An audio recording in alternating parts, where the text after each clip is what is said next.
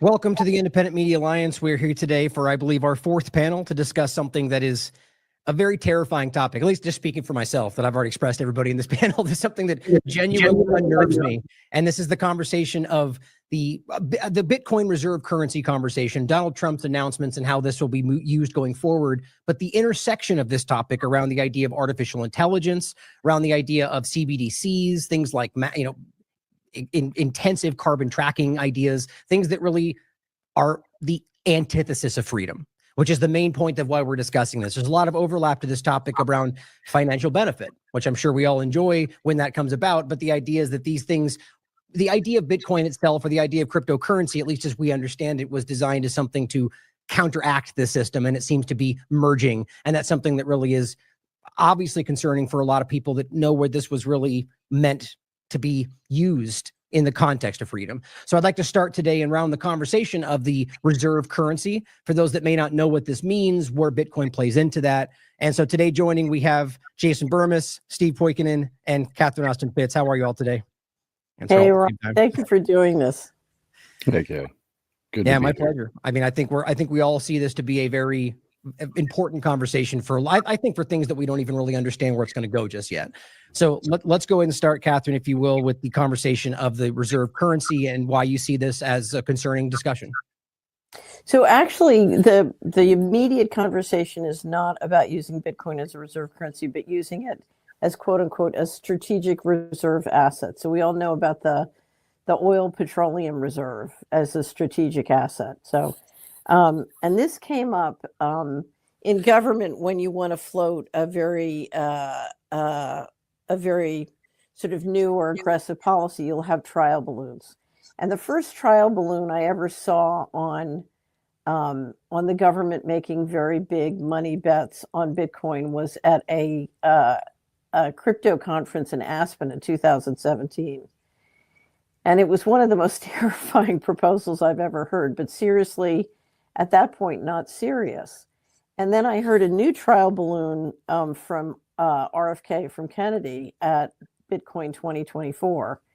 And then a less frightening one from Trump when he spoke at Bitcoin 2024, which was in Nashville in the summer this year. But then we've seen more. And as soon as the election was over, legislators I know who've been working on financial freedom were suddenly inundated with a campaign to aggressively persuade the states as well as the federal government to buy Bitcoin. Now, let me step back. I just published a review of Roger Ver and Steve Patterson's book called Hijacking Bitcoin. Has anyone here read that yet? I've not. So, I took a note of it when you put it up there, though. That looks like something. Yeah, I can't recommend it enough because it describes how Bitcoin moved from an idea that could have built a really great global payment system that really could help people be more free, and literally got hijacked into something that was relatively illiquid. And what I would say as a financial professional was sort of managed and governed in a way that would make it a very useful tool for speculative pumping and dumping, which is what, in fact, we've seen.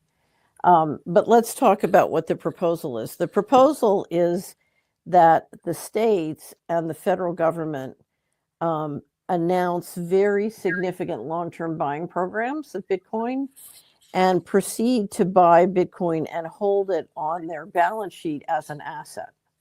Now, one of the things that is happening at the same time is we'd see a discussion of the federal government either auctioning, privatizing, or monetizing its real assets on its balance sheet. So it's land and mineral resources. In fact, we had the Howard Lutnick, was the transition co-chairman for Trump, and now is the nominee for Commerce, who is anyways, talking about how don't worry about the $36 trillion of debt. The government has $500 trillion of land and mineral resources. And we know that people are very interested in aggressively getting resources, as we've seen in Western North Carolina and Eastern Tennessee, Lahaina, other places. Anyway, so how would this work? Essentially, what you would see if the government announced a long-term buying program of Bitcoin, it would help drive the price up dramatically and hold it there. It would make it possible for people with large positions to get out of their positions at a high price in a market that would be liquidity would be created by the government purchases. If they tried to liquefy their Bitcoin holdings right now, it would dramatically affect the price and make it, I would say it would be impossible for them to really get out of their current positions in any kind of decent price because it's a relatively illiquid market. But what that would do, the way the government would get the money is either by taxing, a population, most of whom, the majority of whom don't own any Bitcoin. It would tax them and it would sell debt to their retirement funds and then take that money and invest it in Bitcoin, putting Bitcoin on the balance sheet. Now, one of the proposals is that the Bitcoin people with large positions will be able to not only sell into that program, but do it on a secret basis and do it on a tax-free basis if they buy real estate. So essentially at the root, what you're talking about is a crypto for real asset swap in a way that's going to artificially pump up the price of the crypto or the Bitcoin and artificially depress the price of the real assets. Now, why is this important? Right now, if you look at what's going on in the financial system, we've had decade after decade of creating paper. And in fact, right now, what the people running the financial system want is they're trying to grab the real assets. Okay. And so this is a way to exit your Bitcoin and get a hold of the real assets, if you will. And I have to tell you, I don't think it's going to happen. I think too many sound heads are going to try and stop it. But if it did happen, it would be the biggest financial scam yet at the federal government. And I say that as knowing that during the bailouts, we had $23 trillion go out on the bailouts, and we have $21 trillion missing now from the federal account. So we have almost 50 trillion, of financial scams so far that we know of. And this one would be worse. This one would be bigger. So, and normally I would say, I can't imagine the hubris it would take to propose this.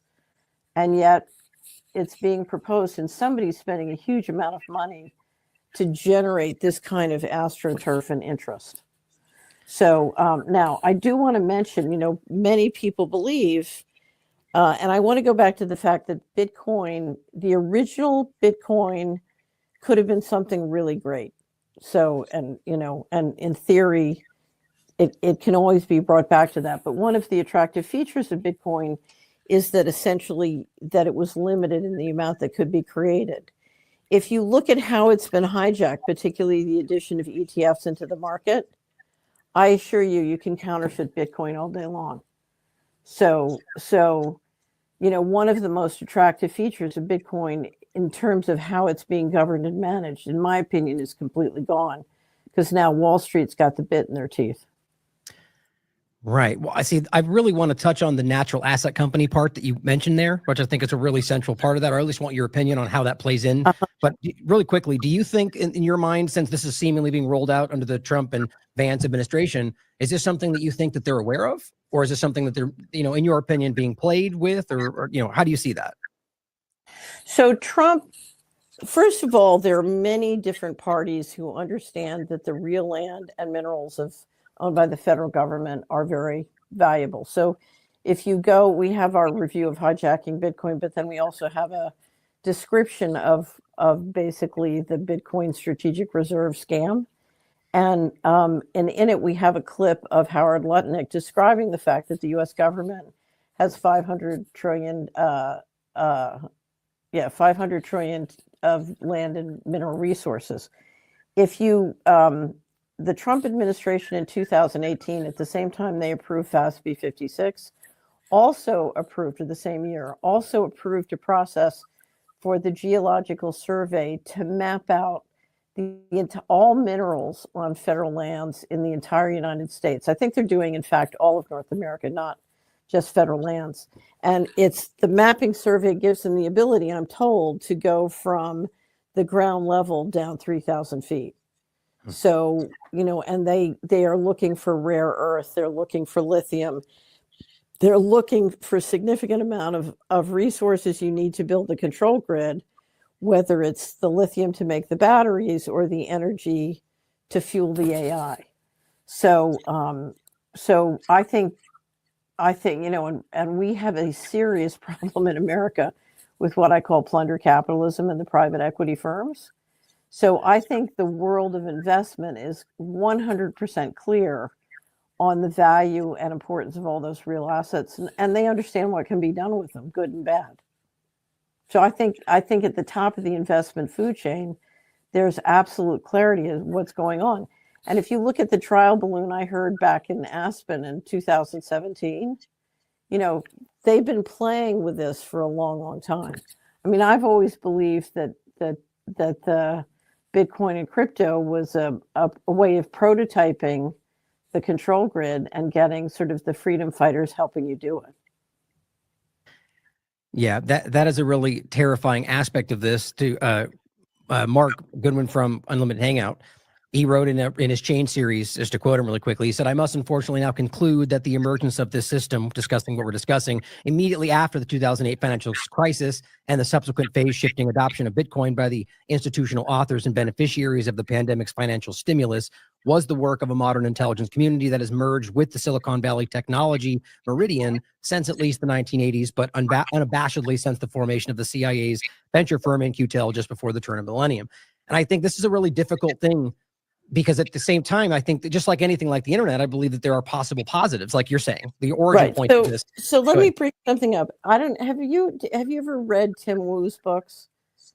He ran for lieutenant governor, I don't know, about 4 or 5 years ago in New York. I think he's a professor at Columbia, and he wrote a wonderful book about if somebody just looks at it for a search engine, you'll find the name, but how for the last 150 years, a new information technology will come out. There's this unbelievable great period of blossoming where entrepreneurs see the potential of the technology. They get really excited. They prototype, they do a lot of things, and then suddenly, wham, the hand comes in, and suddenly things are centralized, and the technology contributes to more central control.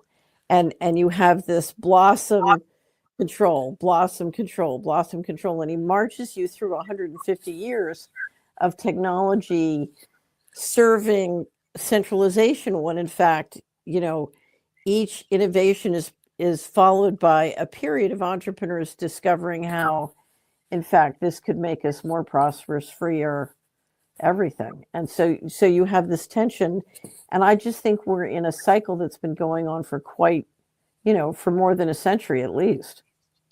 Yeah, I agree. I think Mark makes a similar point as well in that series about the idea of like the free market and how that's abused. Like, not that the free market is a bad idea, but that it's taken advantage of in the same way with this decentralization, where it's sort of a ploy to get us to believe that's the direction, when really, like you're saying, it just continues to cycle us back into a control structure. And so, I mean, and by the way, feel free to jump in either of you if you have any thoughts on this. Like, so where do you see that being?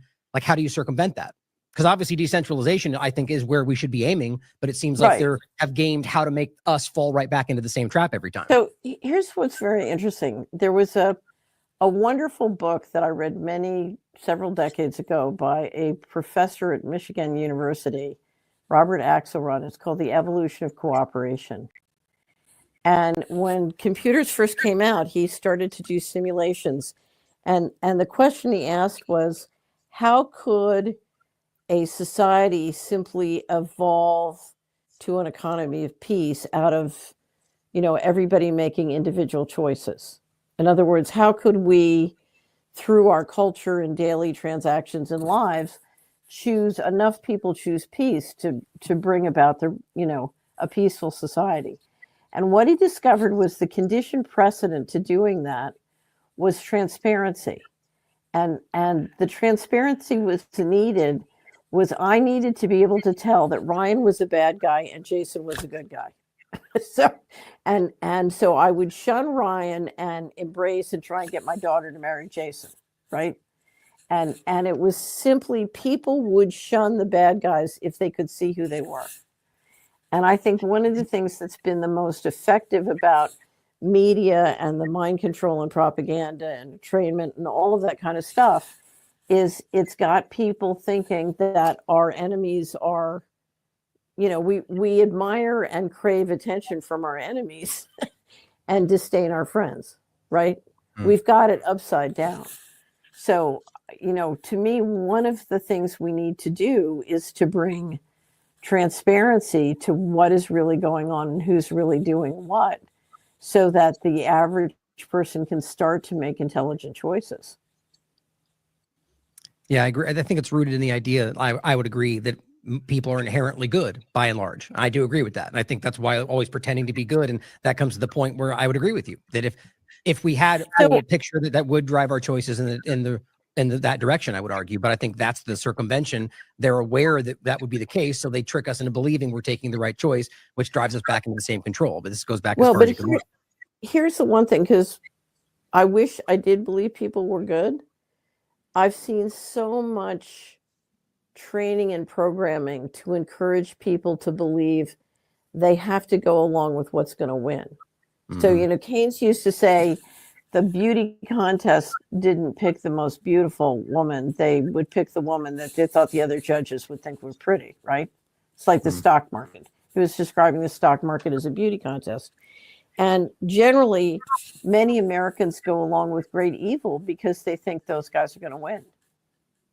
And they've just been, sort of conditioned that way for many, many decades. Yeah, I think that's exactly what we're seeing right now in the world today. But bringing this back, by the way, if you guys have any thoughts on what's been said so far, feel free to jump in. I was going to bring it into the... Let me just jump in on what you said about whether or not this administration knows what they're doing and whether this could be malicious. I don't think Trump himself really has any idea about the crypto system. You got to remember, while he was kind of pandering to the libertarians and the Bitcoin bros, he said, we're going to make all the Bitcoin in the United States. Obviously, that's not how it works, right? At the same time, I don't think J.D. Vance is an idiot when it comes to blockchain technology, et cetera. I do expect, that Peter Thiel influence to be in this as well. And the other thing is, when you look at digital currency altogether, I've been around the Bitcoin game since it started, right? I remember I was having Max Kaiser on my show before it was $1.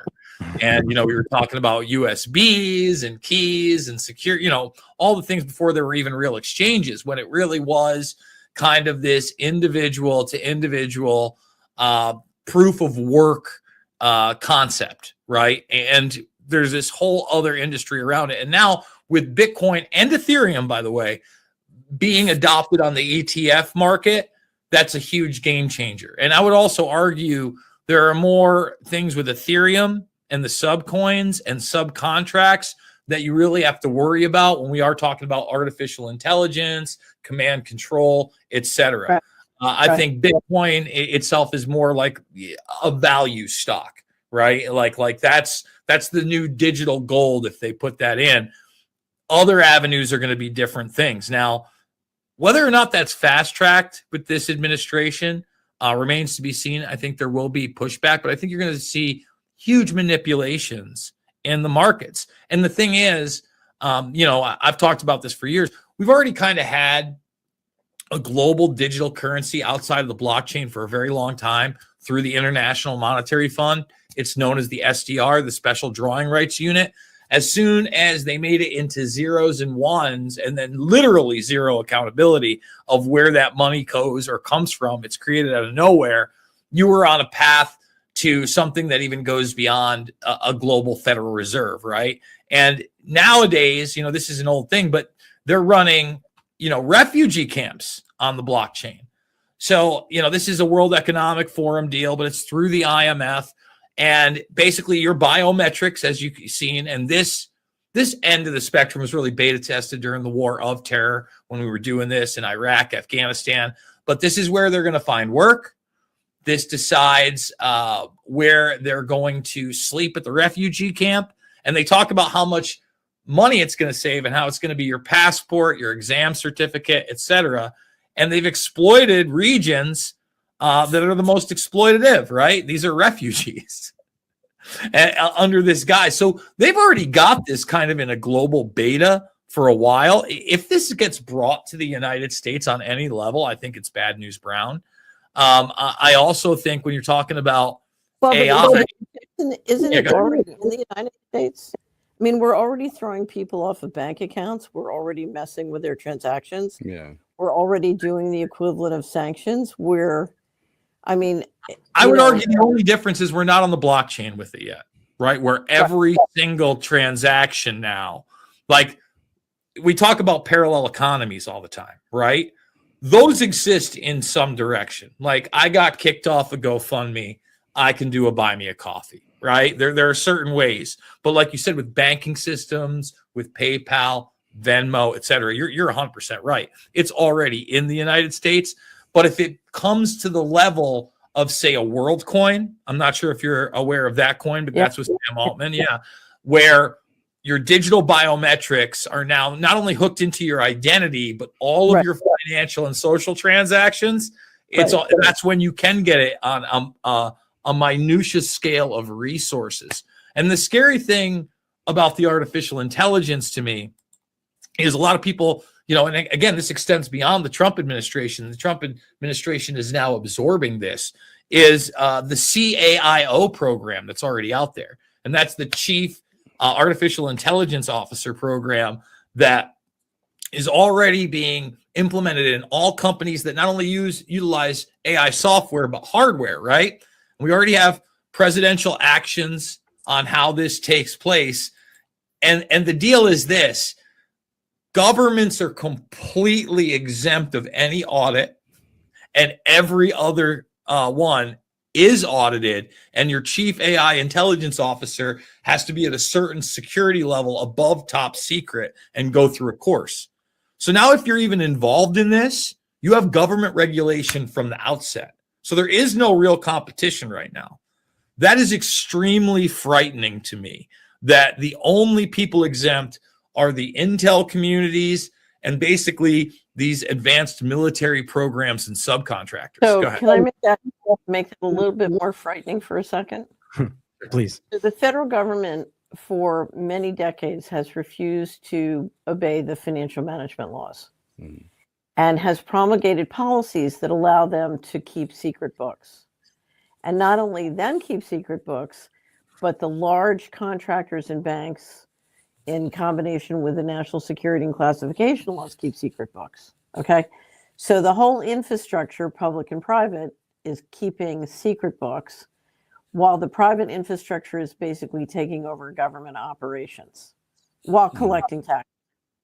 So now we have a tax collecting, banking, and corporate infrastructure with the power of government, with no financial disclosure and completely operating outside of the financial management laws. And it's teamed up with international organizations like the BIS, who have sovereign immunity. So you basically have a group who are getting close to controlling all the money on the planet, who have basically created an infrastructure that says they don't have to obey any laws. Don't worry though, Catherine, because Elon Musk and Vivek Ramaswamy are going to save us. Listen, hey, let's get into that for a second, because I do want to kind of talk about that a little bit. You guys know the deal that I'm in these conservative circles all the time, and I'm around these people that really do hero worship these guys, right? At the same time, I do want to believe that Ramaswamy is going to cut some of these bureaucracies. I'm very hesitant to believe we're getting the 9/11 documents, right? Yes. Okay, let me just challenge you on this. Sure. Because I said hopeful. I didn't say he's going to do it. No, Right. Go ahead. We're all hopeful for the good thing to happen. I don't think it's a good thing. Okay. Oh, good. That's perfect. Go ahead. So let me explain why. For 100+ years, we've had a balance of power where the central bankers run monetary policy and the bankers, because the central bankers are really owned and controlled by the New York Fed and their members. It's controlled by their members. Okay, so So you have the bankers controlling monetary policy, and you have the people's representatives controlling fiscal policy. Okay. And the growth of the deep state has paralleled more and more government operations being moved out of the hands of the civil service into private banks and corporations, which was exploded by the executive order from, promulgated by Bush under Reagan that said private corporations can do highly classified secret things, financed by the government, which connected the stock market and driving the stock market up with the treasury market on doing lots of secret stuff. And then we're off to the races. And that's what drove the deep state up. So the civil service, by and large, does what they get written orders to do, with some exceptions. Okay. If you don't like what they're doing, change the written orders. If they're acting in corrupt ways, you reform it. But they report to Congress and they follow what Congress does. If you replace them with big tech contractors and more Amazon, Oracle, and Google, guess who they're going to report to? Yeah, but doesn't it kind of already? Isn't that the problem? No. Well, let me challenge you on that, because if you look like a Google, ridiculous, crazy stuff has been stopped by civil service who refused to break the law. So let me give you an example. When I became Assistant Secretary of Housing, I was required by law to run the Single Family Mortgage Insurance Fund on a self-supporting basis. Okay. When I got there, it turns out I couldn't get the financial information on whether we're making or losing money because the accountants reported to a different assistant secretary. I spent 3 months fighting and lobbying, and I got them moved over to report to me. And then what I discovered is the critical amount of data that I needed to make sure, one, I knew what was going on and I fixed it so I was in compliance with the law, was controlled by a defense contractor who refused to give it to me. And so literally, even though I had the authority and I had fiduciary responsibility, I couldn't enforce the law because I had a private contractor refusing to give me the basic data on my own operation. Okay. So, and that is the deep state. That is the rise of the deep state. So the idea that you're going to replace the civil service, which doesn't cost a lot in the scheme of the money pouring out of the government, and we'll talk about how you save money, but you're going to replace the civil service with private contractors who are going to make things better. It is, the deep state has risen by private guys taking over government operations. You're going to finish off the coup. Once you get 100% of those operations into big tech and the defense contractors, you can re-engineer the whole government like that, all with all digital systems. And then but aren't they already there in a lot of respects? Like when you talk about something like Google, right? No, you know something? Okay. So if you're in the emergency room and somebody says, well, he's almost dead, right? You're not dead yet, and we can save you. But I think turning the government over to the very thing that has made things steadily worse and made given the deep state all its power, before you take this final step, because when you take that final step, you are saying, okay, Congress doesn't control the government, the central bankers control fiscal policy. And then with a digital ID and digital currency, you're just, boom, there you are, you're into the control grid, and it's the end of the Constitution. Mm-hmm. Go ahead, Jason. You have some thoughts, I can tell. Go ahead. Well, one, I still think that you got to get it. Like, for instance, if you look at something like DHS, yeah, there's a bunch of subsidiaries with fusion centers, et cetera, but we were getting along fine without it. And we still had things like Border Patrol. Yeah. Well, but that's not getting rid of the civil service. That's getting rid of functions that the federal government shouldn't have. Well, that's what I'm hoping. When I say, but wait a minute, because when I say I want to cancel programs and I want to cancel funding for programs, that's very different than saying I want to kill the civil service. Mm-hmm. Again, I'm not necessarily saying that you should get rid of all civil service. I'm not super libertarian in that regard. But when I see not only just the intelligence communities, but so many of the contractors, right? Like, my argument would be this. We already have a really dangerous plausible deniability circle, right? And we saw that especially with the COVID 1984 nightmare. Now, if Google, a company that was seed funded by the CIA through In-Q-Tel, right? That was the number. I mean, if you want to describe a technopoly right now, I don't know how you could get beyond it, right? It is the number one search engine in the world. It has the number one operating system on most devices in between Android phones and Chromebooks, which are basically mandatory in most schools now, cradle to grave. They have contracts with the NSA. They have contracts with NASA over the last decade on artificial intelligence and its supremacy. I mean, you go through the list, right? They have a immortality division, and that's not even talking about the Lockheed Martins of the world, but that right there. And by the way, they're the number 2 search engine in the world, which is the number 1 video platform in the world, YouTube. So now you say because it's on the stock market, it's a private company and they can do what they want. But they're obviously in collusion with the government on so many levels that at the very least, you already have all these conflicts of interest. You talked about transparency. We don't have any criminal culpability for either the government or their contractors, right? And I guess this is always the question that I ask people when we get down to it. How do we get some criminal accountability on any of these executive levels, whether it be on a corporate level, on an NGO level, or on a government level? Because nobody can answer that to me, right? Like I interviewed Giuliani about a month ago, okay? And he's got a book out there, and it's called The Biden Crime Cartel, and it's the blueprint for prosecuting the Biden crime family. And like I open up with, like, as we're talking about, but Rudy, no one's going to jail. That's not a real thing. And, you know, we kind of, well, his brother can be prosecuted and his son. I go, no one's been to jail since Iran-Contra, and they all got slaps on the wrist.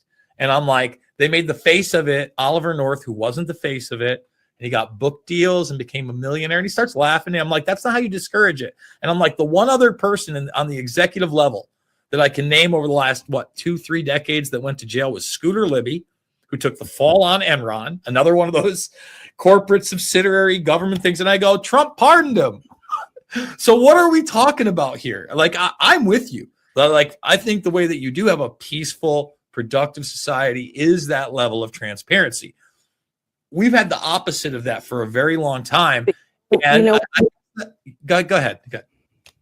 So I feel like I'm monopolized, but the U.S. economy is addicted to organized crime and war. And it's not in Washington. It's in every one of 3,100 counties. So I don't know, Ryan, if you want to play the red button video.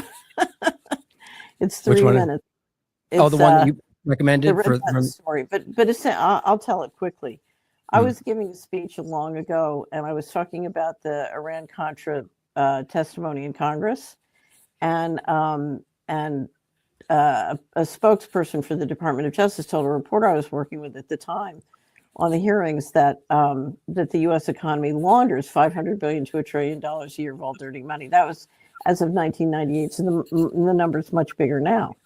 So I was at a conference. I was speaking at a conference of people who get together once a year to talk about how we can evolve our society spiritually. So they're very well educated, very committed to ethical living. Anyway, so I said to this wonderful group of people, what would happen if we stopped being the global money laundering leader? And we had a little conversation. And they said, well, the stock market would go down because that money would go to Hong Kong or Zurich or London and leave New York Stock Exchange. And, we'd have trouble financing the government deficit because, and our taxes might go up, our government checks might stop. I said, okay, let's pretend there's a big red button up here on the lectern. And if you push that button, you can stop all hard narcotics trafficking in your city, your county, your state tomorrow. That's offending the people who control $500 billion to $1 trillion a year and the accumulated capital they're on. Who here will push the button? And out of 100 people dedicated to evolving our society spiritually, only one would push the button. So I said to the other 99, why would you not push the button? And they said, we don't want our government checks to stop. We don't want our taxes to go up. And we don't want our IRAs and 401ks to go down in value. So if you're the president and, let's make Ryan the president on January 20th. He walks into the Oval Office and he says to his political, his Karl Rove political guy, Karl Rove's going to say to him, okay, the American people have spent several $billions to get you elected, Mr. President. They all, they want payback. They want their community block development grant. They want their COLA increase. They want their defense contractor. And you turn to your Secretary of Treasury and say, okay, how am I going to get the money? And Secretary of Treasury is going to say, well, you better be nice to the people who control $500 billion to $1 trillion a year of dirty money and the accumulated capital thereon. So if the American people won't push the red button, how is the president supposed to push the red button? Right. Well, so let me bring this back to the focal point of the conversation today. But I think this is important because ultimately what you're highlighting there is that the system's broken, right? Well, hey, go ahead, Steve. Before you do, though, I just wanted to make a point in regard to what Jason was saying about the intel community. There's going to be a shift to make it more private than public. It started under Trump's first term. And so you're going to see even less accountability among the intelligence community going forward, because there's going to be a private forward-facing entity that has public funded money that's going to make it even more nebulous than it currently is. Black budgets be damned and everything else along with it. And that's something that the whole 2-year security clearance thing, it's going to populate a massive explosion in private intelligence firms, because everybody's going to have a new hire every year or two to make sure that they've got the latest, overlapping security clearance, along with some people on the board that had theirs grandfathered in perpetuity. And that's what's going to be the new entity of the intelligence community going forward, from what I can tell, at least.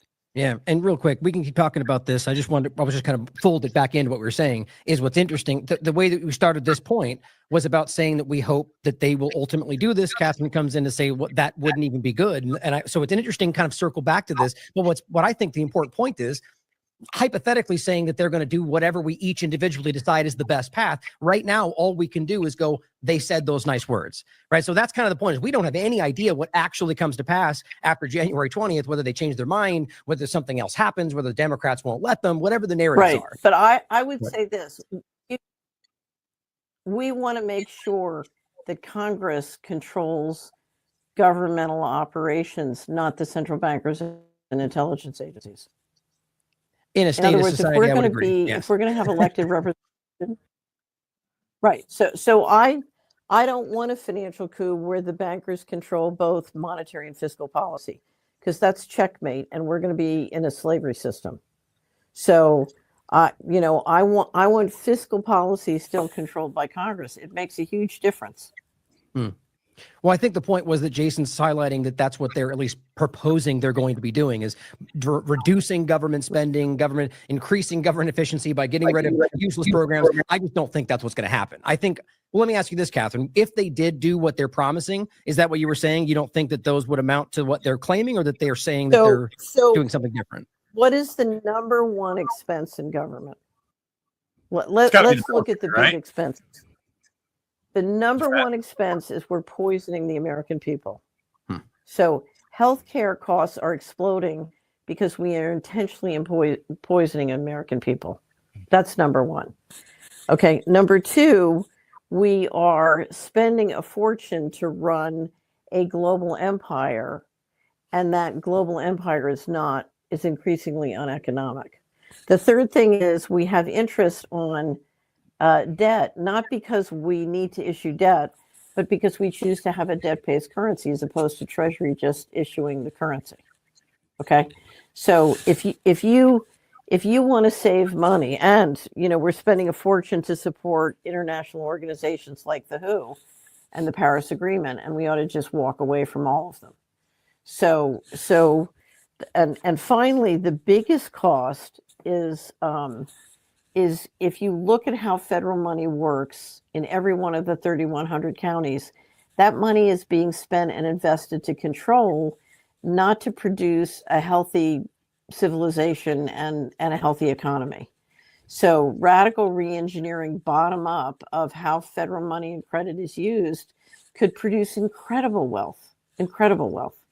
But, it wouldn't be, you're going to need to have freedom to do that. You can't, tyranny right now, if you look at how much money we're spending on implementing the control grid, just if you dive deep into the federal budget, words cannot express how expensive the control grid is. And from an economic standpoint, it's a complete waste of money, unless, of course, you're the 1,000 top people, and you want to, you want more billionaires and you want to consolidate control. But you are building billionaires by shrinking the pie. Right. Well, so, I mean, bringing this back into the conversation of Bitcoin in general, because I think this is an interesting kind of tie-in right there, is the idea that, so the original concept is the peer-to-peer, no trusted third-party middleman. It seems as if the U.S. government is sort of inserting itself as that middleman. Is that do I read that correctly, Catherine? So I wouldn't say it's the federal government, because it seems to be a mixture of public and private. But essentially what you're doing is you are taking something that could have been a great global payment system, on a private basis, and you're turning it into a pump and dump mechanism that's allowing you basically to pull off multiple pumps and dumps that help you with control, also make you money. And if you can engineer a tax-free secret exit into government money, you can get out at a high and use that money to buy real assets. So from a financial standpoint, to the people doing it, it's quite attractive. Now it's going to stick, you're basically going to wipe out a lot of names in the retirement funds. Mm-hmm. You're cutting a little bit. You're cutting a little bit out, bank Catherine. robbery of the U.S. retirement. It sounds like you're making an important point. I'll just let you know you cut out right there Can you hear about me the. Yeah, and you're coming back in right now, because I know you mentioned before about the retirement fund. So go back to that. It's basically a way of emptying out the retirement funds and giving that money to the people doing this, so they can basically buy up all the government land and mineral resources. That's why I call it it's basically an unreal asset swap for real assets, but it's how they get their hands on the real assets. So you see this as only about that, or is it two parts? Because obviously that's a very manipulative way to use this now, but is it also partly because of the way that they can so profit let's and control go back going and forward? let's look at not just Bitcoin, but crypto and the digital system. So I think what they want to do is they want to build a control grid, all digital monetary system. So and it can be public or private. A CBDC done by a central bank in the United States. The central bank is still a creature of Congress, and it still has legal responsibilities to Congress and transparency responsibilities and disclosure responsibilities to Congress. If you can do the crypto private, then you've got a digital control grid that's really dark and much more secret, much more private and much more dangerous. So, but what I see is the people pushing for an all digital monetary system. They look pretty organic to me, trying to figure out which way they can do this, how they go. Mm-hmm. So, so Trump is saying, he's not, he's against a central bank CBDC, but I've yet to see him clearly embrace a policy of being against private CBDC. Right. I've got the one on the screen about his personal world liberty financial, so are these, would you argue these are the same? Could that itself become the private coin we're talking about, or something like a JP Morgan coin or something like that? No, I think you're going to need, you're going to need a Bitcoin. You're going to need a Ripple, Ethereum. I think Ripple and XRP is the most likely, but it doesn't have to be one. It can be multiple. Right. So yeah, Jason, because Swift is going to process it all as one Bank of International Settlements token. So that's what the Swift people said at the beginning of, or I think it was the end of last year. They said they'd have the infrastructure ready by 2025 at the latest, but they were projecting this year to have that grid basically built. Right. Jason, you had mentioned XRP before we got started in that same vein. You want to touch on that? Yeah, one of the reasons that I mentioned XRP is because it's been openly floated by the World Economic Forum. It is really what you could call a meme coin, if you will. In other words, there's no proof of work concept and there's no finite supply. This would be essential in creating a fiat system of command and control. And look, it's up. Where you've seen in the past when Bitcoin has exploded, a lot of the altcoins have also gone. You could say that Ethereum kind of rode that wave.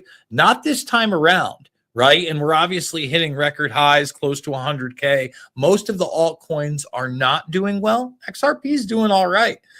Whether or not that translates into it being adopted, I don't know. There are a lot of pump and dumps out there, and that superseded government regulation, right? You have what are called whales that will collude behind the scenes together. I'm not going to say there hasn't been corruption in the crypto market. There has been plenty. I also think that there has also been over government regulation of a lot of these things.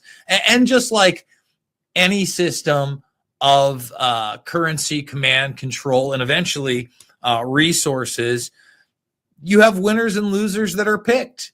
And if you don't outright pick them, you end up buying them out, right? Or you end up going against them politically or through the government. And that's what's really scary about this whole thing.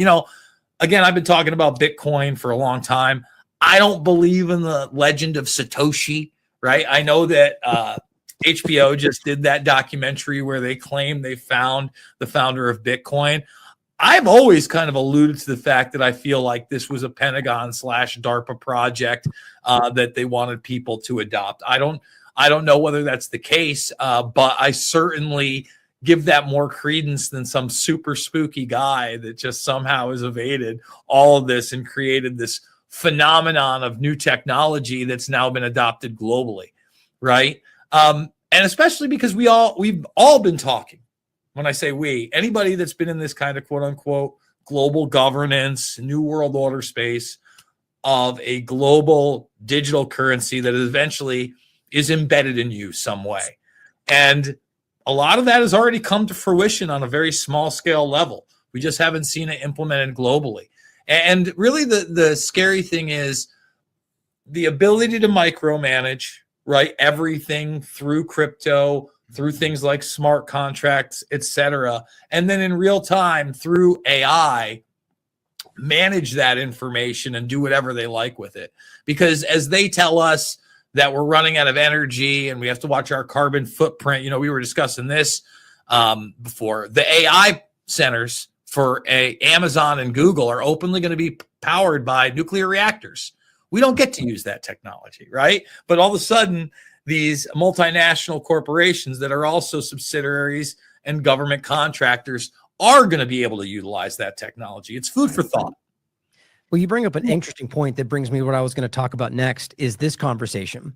Now, this is actually one reason why I think that the Bitcoin avenue seems the most likely, even though I can clearly see the same points you're making about, and even as Catherine points out that it could be more than one. But this is interesting on the note that there is obviously I think Bitcoin allows that kind of outsider perspective where you feel like you're fighting the system while being part of the system, right? But on top of it, that this is something I've been researching for a couple of weeks now, as this been focusing my mind. And it's about this idea, as I've referenced before, that in the white paper itself, it references something it says quite often, and it simply repeats, as long as honest nodes control the network. And that's what this is talking about. This study you can see here is discussing the idea of blockchain 51% attacks, meaning that essentially it says the system, this is quoted from the white paper, the system is secure as long as honest nodes collectively control more CPU power than any cooperating group of attacker nodes. And it gets into the idea of what this means. And it just says a 51% attack is when a malicious actor controls a sufficient percentage of the network's computing power. So you're talking about the ability of powerful entities to have access to power that we wouldn't, and being able to utilize that to essentially be able to not just control whatever that would mean, but manipulate it to double spend and for things out there that, to manipulate it so it's not honest, it's not accurate. And so I find that a really concerning dynamic, specifically because a lot of the community, both financially gaining, but also that they want to believe Bitcoin is what it could have been, at least if this is what it is right now. And that, I think people in this field see XRP as, it's been called the Fed coin for how long, right? So it's already kind of tainted. This adds up for me in a very alarming way that they already have the power collection. They're already amassing support. Like I think BlackRock has almost 500,000 as 21 million total floating. The government itself has what is it, 1 million, most of which pulled from like Silk Road and whatever else. So that seems to be amassing all of those things. So I want you guys' thoughts on that, if that kind of indicates what we're talking about. What you're saying is that a select number of players have significantly lower cost of goods, significantly lower cost of capital, and the ability to create fiat Bitcoin or fiat crypto, and in huge amounts, at which point it's game over. And we're back to the same place we started, which is we don't have a financial problem, we have a governance problem. Right. And that governance problem is just repeating itself in the crypto space. And it's like you said earlier, Catherine, it's the, feigning decentralization, but it's this kind of cycle you kept discussing where they're using that, they get us to invest at the time when it works for them to kind of problem, reaction, solution us right back into a new fiat system, which is what that seems like to me. Right. And we haven't mentioned, but we should, the fact that stable coins now are being used to extend the treasury market. And it's very clever, and it's working very, very well for both treasuries and the stablecoin guys. Yeah, I pulled up an article from Whitney here earlier. Trump embraces the Bitcoin dollar stablecoins to entrench U.S. financial hegemony. Again, it's kind of where we see this all going in that direction. So if you guys have any more comments on that one part of it, I'd like to talk about the artificial intelligence overlap to that. Because can I mention one other thing? Because because I've seen this happen on many financial cycles, but I think the Bitcoin and the crypto financial cycle has been the most painful, because what you see is you have a small group of people who want to prototype how to build a digital control grid, and they figure out a way to get the smartest, most talented, most desirous of freedom fighters in the world to do their prototyping and figuring out for them. Right. And it's watching that talent wasted that I find so painful. Yeah. Can I just speak to just one other aspect we really haven't hit on that was a big sell for Bitcoin? Was the idea that it was your Bitcoin and nobody could take it from you unless they had your keys, right? That's not a real thing either. Yeah. When I talk about, picking winners and losers, anybody can look this up, but I think it's about a year ago now. In fact, they thought that the initial reporting when the movement of this Bitcoin happened was, has Satoshi shown his face? Because it was such a massive amount of Bitcoin. But what really happened is you had these two guys in Germany that way back in the day were running a pirate site, where you could just download things. And they were only, they weren't even taking Bitcoin as a payment. I think they were taking multiple cryptos, but they were taking the money and immediately investing it in Bitcoin. And it was something like $2 billion in Bitcoin these two guys had. They arrested them, they put them in a room, and they took their Bitcoin. Because guess what? You're going to give your Bitcoin up when your hand is on the table. And one finger goes, and the next finger goes, and it's not a real thing. Well, for the record, though, government wants to regulate it. It's just like, hey, all right, you're off the grid. You're not on Coinbase or the big trading sites. You got it on a thumb, whatever.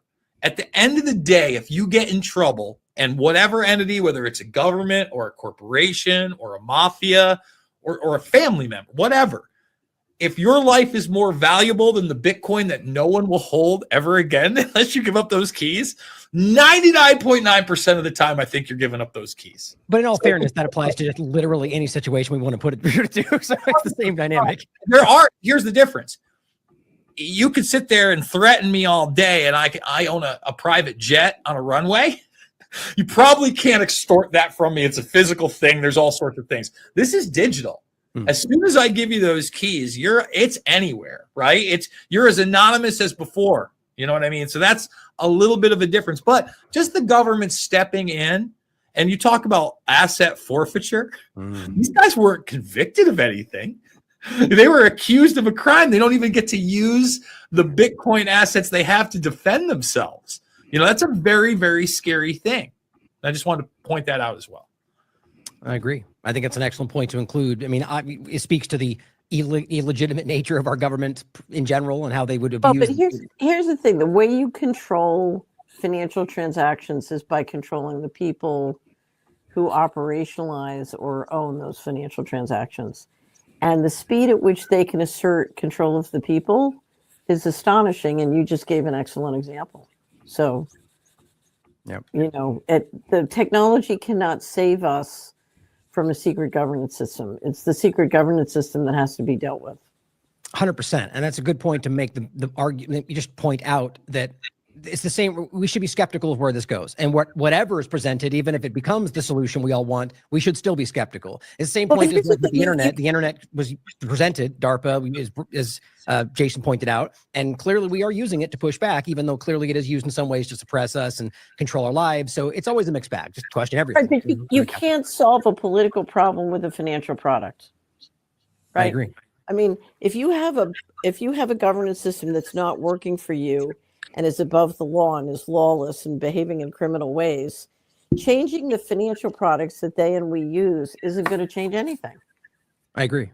I just simply meant it can be a tool that can be useful. And so obviously what we're talking about is not falling back into the system. And you could even argue that's part of this manipulation, to taunt us and float this idea in front of us where it gives us some measure of pushing back, but ultimately still cements us inside the new control structure, which, Catherine, you make this point often, and I agree. We're stepping into another phase here where once we pass this barrier, they might as well just come out and be like, too late. Here, this is what we are. Now you can't do anything about it. And I kind of sense that's where this goes. And so that's kind of my biggest worry about the Trump election dynamic. That's what my whole premise was, is that this is a different time. Mm-hmm. And I get the positives, the RFK side to it, but that might very well be put out in order to make us think that, just to pacify us for the next step. And not to get into all that, but I think that's part of what this may be. And that's another reason why Bitcoin stands out to me as the next step in that regard. So, Ryan, I wanted to mention, and I think I've sent it to you, but if I haven't, I will, or anybody else who wants it. We're publishing our sort of tour de force we've been working on for 2 years, called What the States Can Do, Building the Legal and Financial Infrastructure for Financial Freedom. Mm-hmm. And it's basically a very detailed blueprint of all the different things in the United States the states can do to protect against central financial control and transaction control. And there are many, many things the states can do, because we still do have, under the Constitution, the states have powers that are not delegated to the federal government, are reserved to the states. And they have the resources and the constituent support to do things. And what we describe are sort of all the different areas of where they can take action, but we also list what proposed and passed bills states have proposed or adopted, and lots of information about what's going on in the states. And there are enough people in enough states who are beginning to realize, wait a minute, it really is this bad, and we're going to have to take action. And we see the states moving all across the board to do that. So there are plenty of things we can do, but if instead of doing those things, we get the states to buy lots and lots of Bitcoin, Right. we're in real trouble. Yep. Love to have you on my show to talk about that in a little bit more detail. Okay. I have your email. Can you make sure your email's in the chat, and then I'll email you a copy of the document?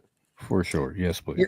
Here's the Cynthia Loomis reserve legislation she put forward about Bitcoin. I think was before the Nashville discussion, but definitely is coming that direction. So I'd like to talk about this in the context of artificial intelligence, sort of finish today. And I think that what concerns me, and we can play some of these clips from the Anderson, Joe Rogan discussion, is it's really concerning how it's perfect to come off what we just discussed. The idea of how, the floating of an idea that makes us feel like these are the resistors, these are the outsiders, they're pushing back and falling into this trap. And so let anyone want to start on that in general before I go into what I have to say about it, the idea of artificial intelligence that overlaps with Bitcoin and how you see that playing out. Any thoughts on that, guys? I mean, I was going to say that, Ryan, for 3 years now, I've been saying that they're going to put Trump in specifically because it's going to he's the necessary puppet to build up the infrastructure for the digital prison. And with Elon Musk stepping up to the tune of $40 million a month, and Peter Thiel's golf glove being announced as the vice president, and the rest of the true technocrats that he surrounded himself with, and then the Trump kids push into not just the crypto sphere, but all of these other online media, streaming platforms, stuff like that. You really start to see the push for not just large language model based information and media aggregation, because all of it's going to go through the WeChat of the West anyway, in Elon's platform. But that's also a tie-in to all of the cryptocurrency. That's where you're going to communicate. It's where you're going to pay bills, where you're going to do all of that. And it seems to be fairly obvious at this point that whatever the Department of Government Efficiency is going to be a huge push for AI to replace the bureaucracy. They've made that pretty clear. I mean, even in recent interviews, they've discussed that exact point that artificial intelligence is going to be a part of the efficient. I mean, this was obviously the open door to that, right? Rogan's talking about it like it's a good thing on his show now. Well, let's go ahead and play that clip then, and this is the first one anyway. And so this is one of the recent discussions with Mark Andreessen discussing this about, and really kind of pointing the finger, which we should, by the way, in every other administration before this where that's been possible, but discussing how these things they've been trying to use these things to control our lives. General intelligence will emerge, and who knows how that affects. I've said publicly, and I'm kind of half joking, that we need AI government. It sounds crazy to say, but instead of having this like alpha chimpanzee that runs the tribe of humans, how about we have some like really logical, fact-based, program that makes it like really reasonable and equitable in a way that we can all agree to. Right. Let's govern things in that manner. Right. So you can actually simulate this today, because you can go on these systems, ChatGPT or Claude or these others, and you can ask, how should we handle issue X? How should this be run? Yeah, we've done that. Right. How should the Department of Energy do whatever, nuclear policy or whatever? And what I find when I do that is I discover two things. Number one, of course, these things have the same problem social media's had, which is they're tremendously politically biased, and that's on purpose, and they need to fix that, and that's going to be a big topic in the next several years. But the other thing you learn is if you can get through the political, basically, bias and censorship, if you can actually get to a discussion of the actual issue, you get very sophisticated answers. Yes. Right. Very logical, very straightforward, and it will explain every aspect of the issue to you, and it'll take you through all the pros and cons. Yeah. And, I mean, it might be the way to go. Yeah. Which is so horrifying for people to think, because everyone's worried about the Terminators taking over the world. And like, if that's the first step, is we let them govern us. Well, look, there's nothing stopping a politician from using this. There's nothing stopping a policymaker from using it, as a tool. Right. You start out, at the very least, you start out using it as a tool. There's nothing to prevent. Like, for example, I think military commanders in the field are going to have basically AI battlefield assistants that are going to advise them on strategy, tactics. Yes. Right, how to win conflicts, and then it'll start to work its way up, and then they'll be doing, war planning. And then if you're a general, if you're a sergeant or a colonel or a general, it's going to just mean you perform better. Yes. And so maybe there's like the sort of man-machine kind of symbiotic relationship, and you could imagine that happening more in the policy process and in the political processes. So can I hit on a few different things on that? Right. Absolutely. So I watched that clip the other day. Number one, AI in warfare is already in. Lavender is utilized. It's a westernized Five Eyes thing. Alex Karp, who's, if you want to call Vance his golf club, is really Thiel's right hand man. He's out there openly talking about it, even at places like CES, right? So we're already in that reality. I'm not saying it's a good reality. Where I fear we're going is more of the AGI military, where you have like a persona that maybe you're not seeing it right away, but you're hearing it, and you might even think it's a real person, and you're referring to it as general or colonel, and it's instructing you in real time on the battlefield. I don't think we're that far off from that. I think when we talk about the bias that's built in, that's the scariest part, right? So let's get into a couple things that he said that I think were correct there. Ultimately, especially in the very beginning, things like Grok and ChatGPT have a baseline narrative or a directive of the great narrative of the day to try to direct you into. What do I mean by that? So I asked Grok about myself, and in the very first sentence, it lied about me, right? It said that I had, I was this wacky guy, and that I had questioned the existence of certain people. Like I had said certain people didn't exist. So I challenged it on that, right? I said, wait a minute, who has Jason Bermas specified didn't exist? And so then now it gives me a little tirade how I questioned the events of 9/11 and Flight 93 specifically. Now, I've never said that there weren't victims on that plane or the hijackers weren't even on there. I've questioned, what exactly happened on it. I've questioned the evidence, such as, I don't know if you guys have ever seen it, but the red bandana that they said that one of the hijackers wore, that they presented in court, that has no blood on it, has no dirt on it, things like that nature. So I go, wait a minute. So you're telling me he questioned an event, but never whether or not somebody actually existed. Then it apologized to me. And it said, oh, well, you got it right.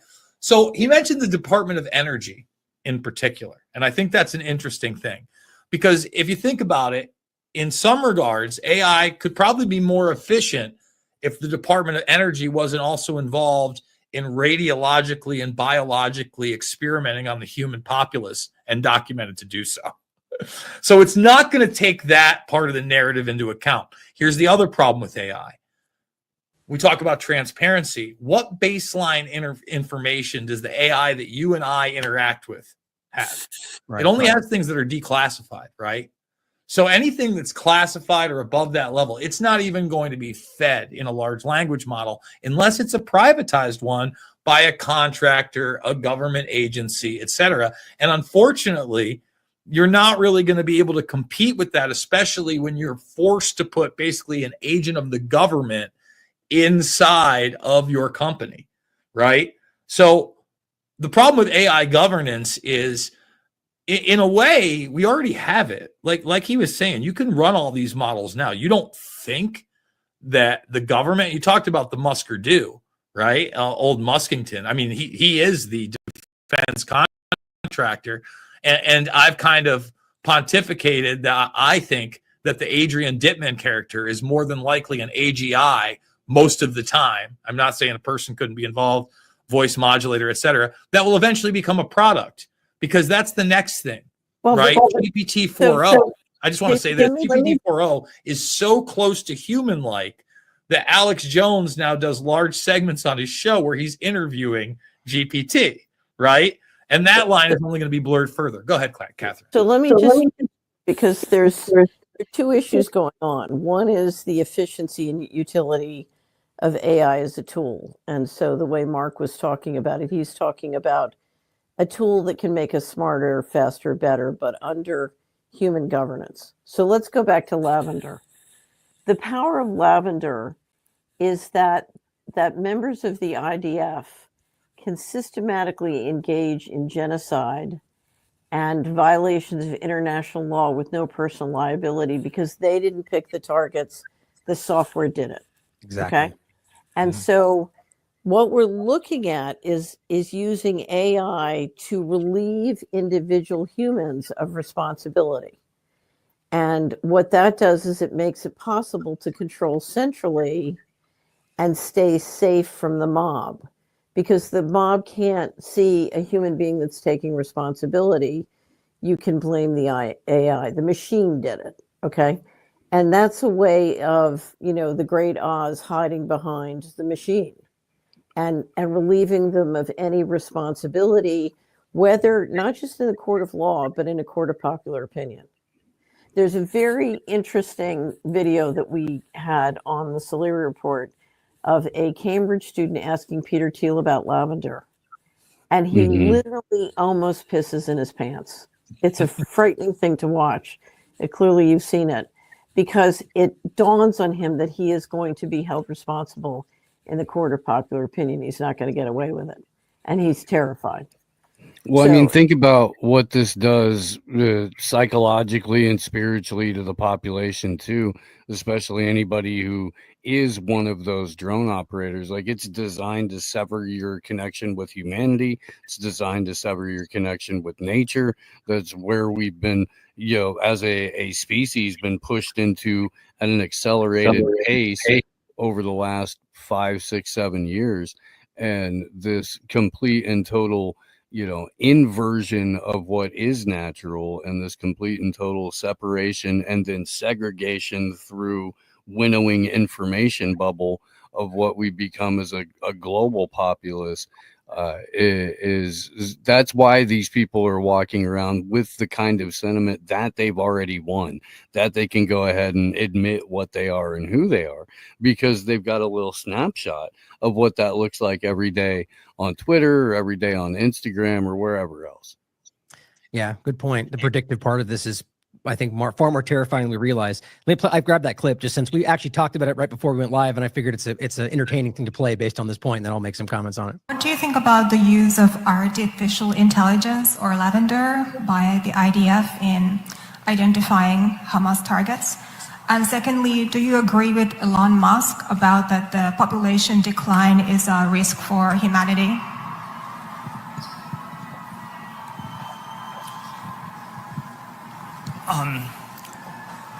Look, I'm not, without going into all the I'm not on top of all the details of what's going on in Israel, because my bias is to defer to Israel. It's not for us to second guess everything, and I believe that broadly the IDF gets to decide what it wants to do, and that they're broadly in the right, and that's sort of the perspective I come back to. And if I fall into the trap of arguing you on every detailed point, I would actually be conceding the broader issue that the Middle East should be micromanaged from Cambridge, and I think that's just simply absurd. And so I'm not going to concede that point. Wow. That's just wild. There, you so very clearly tried to sidestep the main point in that. And I would say I agree with Catherine in the idea that, like Eric Schmidt pretty, famously said, I think a year or so, or maybe a couple years ago, that we'll get to a point at some point, I'm paraphrasing, that AI will be making decisions like this. And it may seem morally unsound, but we have to trust the AI because it knows better, which just, how terrifying, And so I agree that there's a level. Let me tell you something. Good. So my nickname for the top of the global governance system is Mr. Global. Mr. Global is never going to delegate his power to the AI. It's not going to happen. It's just not going to happen. So, but the AI is going to be a tool to make governing much safer and much easier on a highly centralized basis.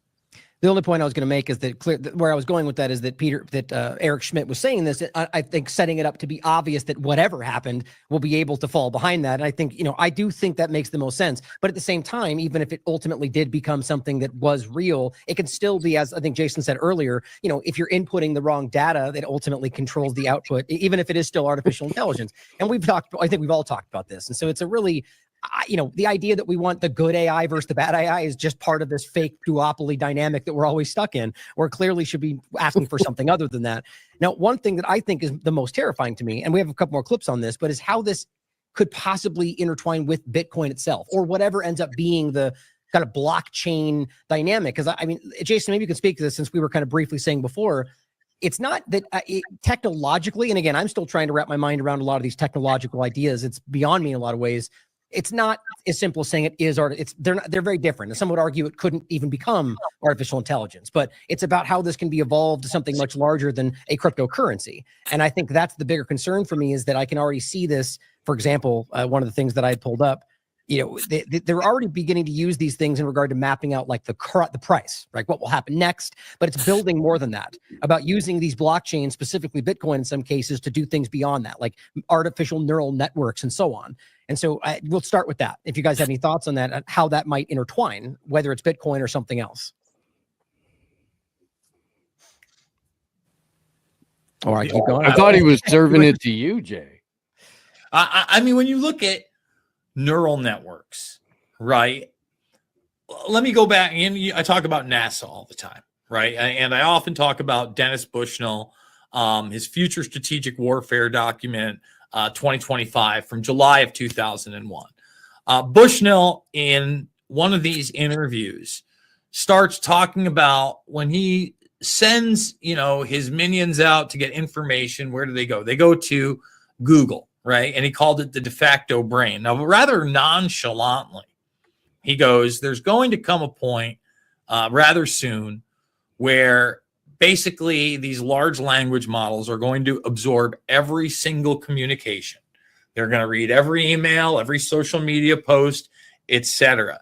And then from that, it is going to build profiles on all of us. And I think when you talk about blockchain and the micromanaging, number one, if you get to that kind of social credit currency standpoint, you can use smart contracts to regulate the heat in your house, the water pressure, you name it, if it's actually built into that grid. That's why I'm a big proponent of not having these type of systems online at any point. You know, we talk about these cyber attacks. I think it's insane that somebody can remote into a power plant or a bridge or a dam. I mean, you go down the line, that should not be allowed. But on top of that, you know, I talk about the AGI things. What really frightens me is that they can build AGIs surrounding you and detach you from reality even more. In other words, you're going to start interacting with things that aren't human a lot in the next 5 years, where they're not even going to advertise to you that you get to talk to a person. It's going to be GPT-10, or it's going to be a different thing. And it's going to be so human-like, forget about it. And then you're going to have the social media influencers that are 100% AI. I haven't even gotten to the scammers and things like that.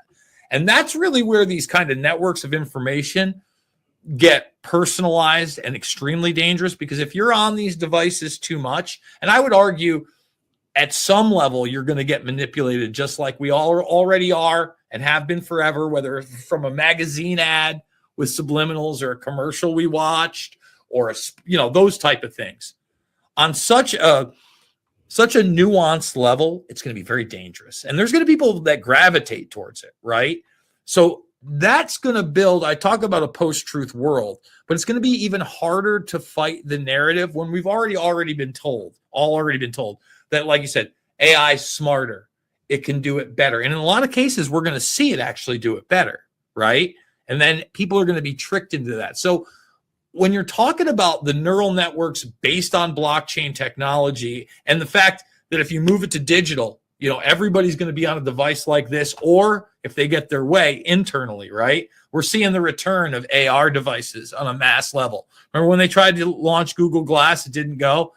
Now I can buy a $300 pair of Ray-Bans, okay? And it's got pretty much all the functionality. It doesn't look as crazy. It lasts even longer. So now that information, forget about just everything I've typed and done on social media and posted, including something like this where you saw my mannerisms and you heard me talk.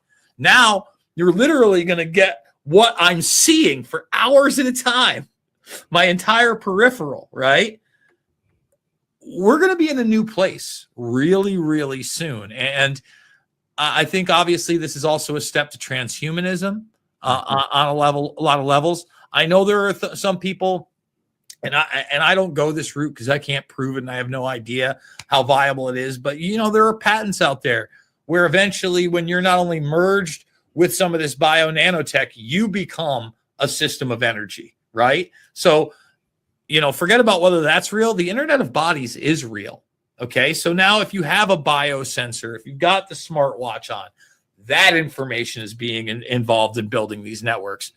Can it be utilized in a positive? Sure. All this technology is a double-edged sword, but when you have bad people at the top, and like Catherine said, Mr. Globalist is never going to be subservient to his power. There will always be a handful within the predator class that oversee and have oversight over this. Now, the question is whether or not they can do that in a manner where there is no accountability and no one challenges their system, right? On a meaningful level. Maybe. I hope not. I hope we can challenge it. I hope that's kind of what we're doing here, right? Yeah.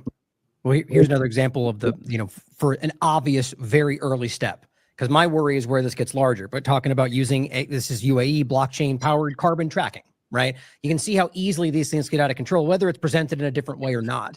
And I think that's what my biggest concern is. And bringing this to the idea of things like Prospera, which I think is an obvious fake libertarian, like technocratic nightmare. And I think the idea here is they're using Bitcoin. That was the main point. Or they're using Starlink, and then we have the idea of Donald Trump and his freedom cities. Where was that right here? Anyway, the one of those are what we're going to get into is that they're the overlap of all of that. And I think that, just as a general point, I'm worried about how that kind of intertwines, even to the point of whether it's floated as something that's not what it is. But I think all that we're discussing today makes it very obvious that the hope of whether or not these people do what they say they do. As Catherine points out, even if they do those things, might not be what we want, but we should be holding up for action, I argue. And I think all of this stuff is going in the wrong direction, quite frankly. I guess I could ask on the way out, unless you guys have anything else you want to get into, about whether this would be different if Kamala Harris was in power. Not to make it a partisan thing, but to make the larger point from my perspective, and I'll start, I don't think it would be. I think the same thing would be happening. Because I always do have that different perspective. I think it would have been fast-tracked or streamlined more. I think that this thing is barreling through on some level, no matter what. I think with the Trump administration, it is going to play, I think, towards Trump's ignorance and the propensity of him putting all these tech people in there. Look, we've had this discussion a million times. It's another show, but Musk is a cutout, right? I mean, come on. He can't be on social media all the time and running Neuralink, SpaceX, the Boring Company, X, go down the line. There's so, I mean, they call it rocket science for a reason, because it's really effing hard. All right, that would be like the only thing. But he is saying a lot of the right things at the same time. Like he said, Starlink is an information center system. It's also a warfare system. That's why the concentration of the most of the satellite dishes are in Ukraine right now. You know, that alone is dangerous. He already got the contracts for the next spy satellite system. He already launches the current spy satellite system. But he's an outsider, guys. Yeah, he's such an outsider. Look, again, I understand why people get tricked into that. So look, as far as the overarching thing, does it stop? No, but I think it's on an acceleration level that's maximized with more of the same regime, right? Because Biden's not running anything. He's running into the jungle, not knowing where he is. Kamala Harris didn't run anything. It would be an extension of that. I do think that Trump at least recognizes the dangers of globalism, of things like the climate change agenda, the Trans-Pacific Partnership, et cetera, where that's going to be pushed by the other administration. Whether or not anything meaningful happens, I don't know. You know, I'm also of the belief that he really did get shot in the ear and the second attempt was real too. I know there are some people that don't believe that. I think that if anything woke him up enough that these guys are bad people and maybe there is something bigger, that would be it.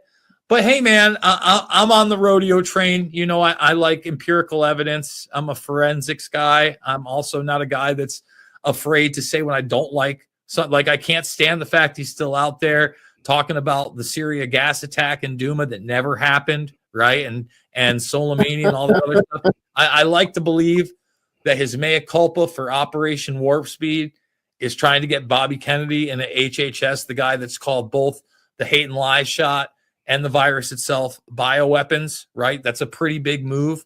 I prefer Israel. Again, another discussion. Yeah, they all suck with the military-industrial complex, but at least look, with these maniacs that are in office right now, I think World War III is a real possibility.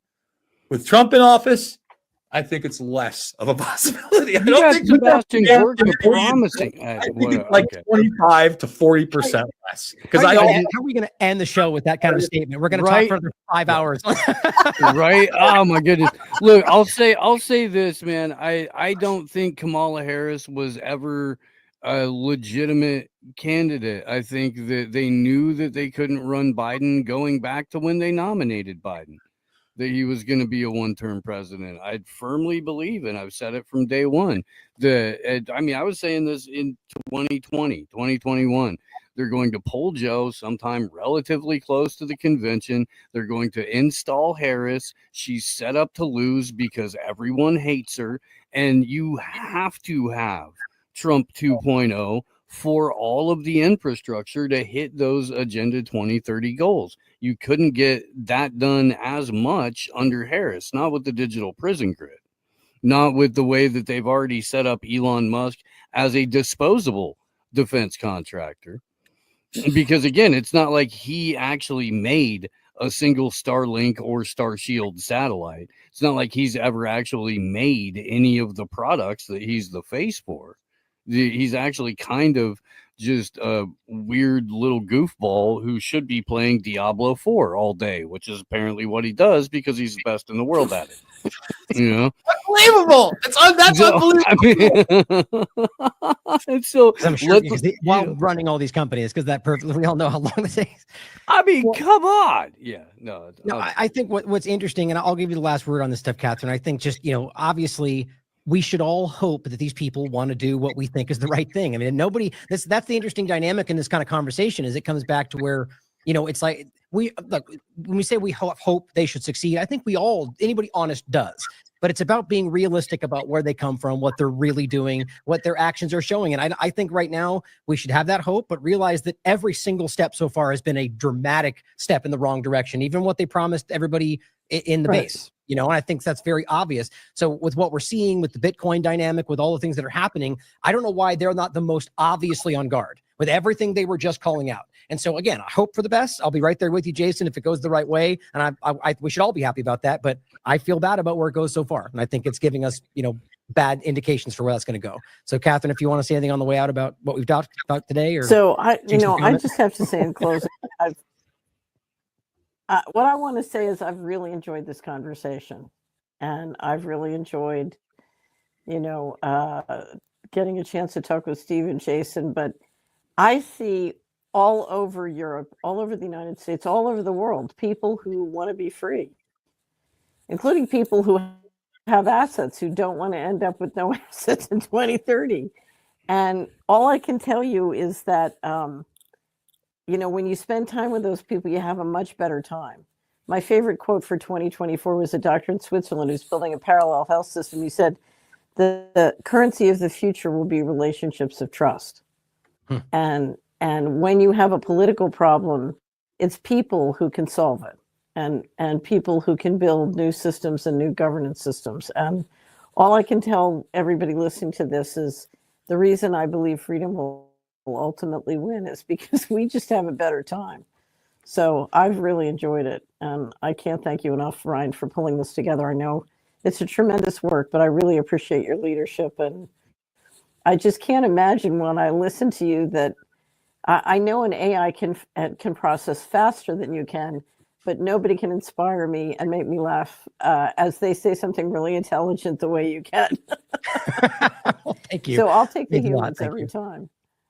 Thank you, Catherine. I really appreciate that. And I think this was a great conversation. And, I think that this is important that we have obviously different opinions, and that we continue to flesh these things out and while hoping for the best, obviously. But I think this conversation is obviously concerning with what we're on the precipice of, about the Bitcoin dynamic, the AI conversation, the Great Reset. I just hope people are on guard. That's all I want. Just question what's coming, be skeptical of it. The thing I keep saying on my show is, even if you believe in Trump, whoever you believe in, that should be the person that you hold their feet to the fire more than anybody, because you expect more from them, and that's what I really want to see as we go forward, is that we're being very critical of these people. So we have a lot more coming in general on the IMA.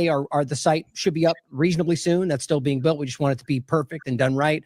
We should be seeing an uptick on some of these panels coming your way. I believe we're looking for one in early December. And so just keep your eye out for more of this. I think there's going to be a lot more coming from this in general and all of our individual platforms. So thanks for everybody for being here. Oh, sorry. I had the reverb. I thought somebody was saying something. Thank you all for being here. And as always, question everything. Come to your own conclusions. Stay vigilant.